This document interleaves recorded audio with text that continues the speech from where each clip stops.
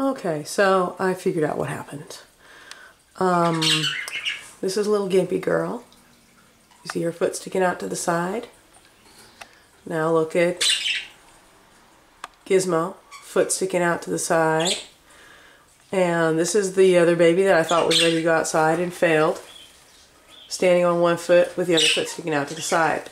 That is a drastic calcium loss.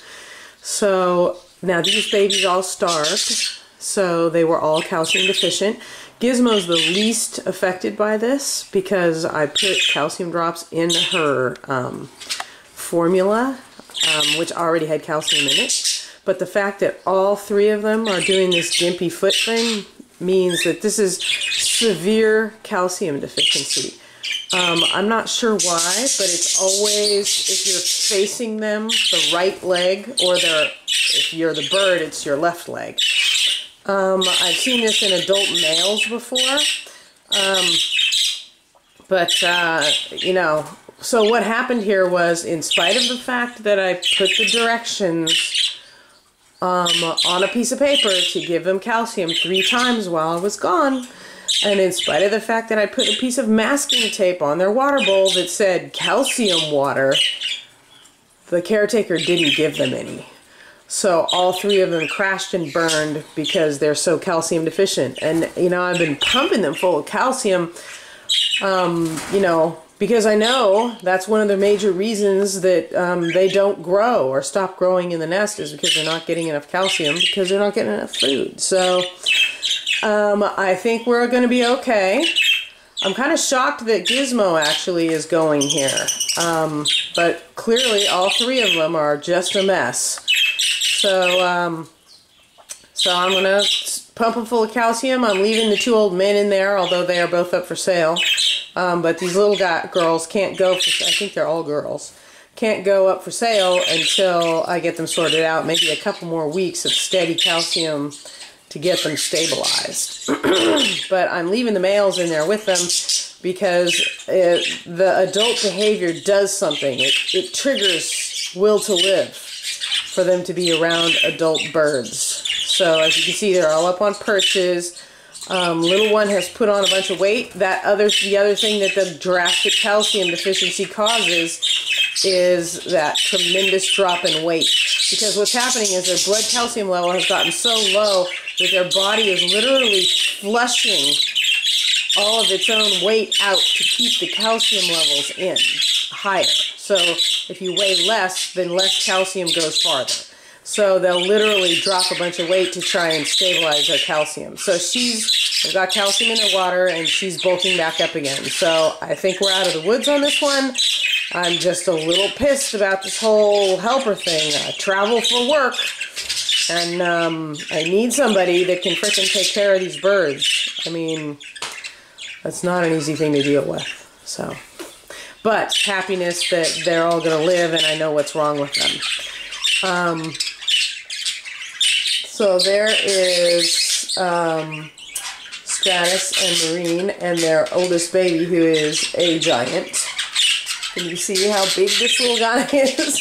Standing up really tall, ready and raring to go. Oh, and here comes baby number 2 coming up the training wheels. I always tape a little dowel from the bottom perch down to the ground, and they sidle their little way up it while they're learning how to stand on a perch. So this is the beginning of the end. In about another week, Marine and Stratus will be done. And these are some gorgeous babies. Not at all what I was expecting. I didn't know I was going to get all these dark factor babies out of these 2. But I won't complain. And they're all split to dilute, and what will happen is these babies will be selectively bred to Izod and Matilda's babies. I only have 1 baby from them right now, but I will breed them again in the fall. I want 2 pairs, the 2 biggest ones from this breeding and the 2 biggest ones from Izod and Matilda, because they're all split to dilute, and I want to get that kind of size and feather on a dilute bird, because although Stratus is nice and tall, He is scrawny and his feather is lousy. So I'm looking to improve that. I want a little more beef and a little more feather on these guys.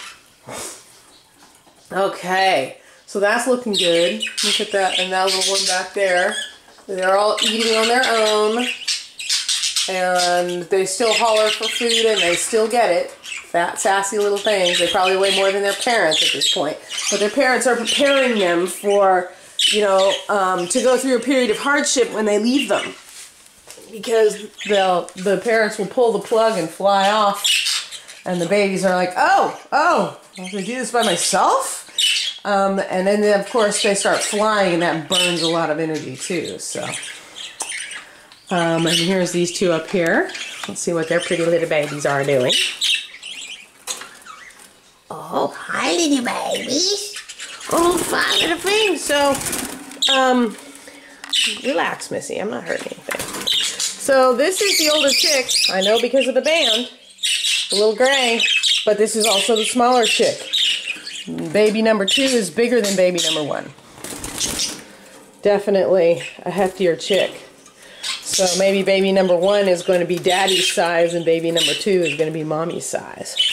It'll be interesting to see. But they're both gorgeous. And at this point you can't really tell. The littler baby could just have had a growth spurt and the older one's feeding him, so he's a little light right now, and it could change back. So, but they're looking good. And that's it for the kitchen.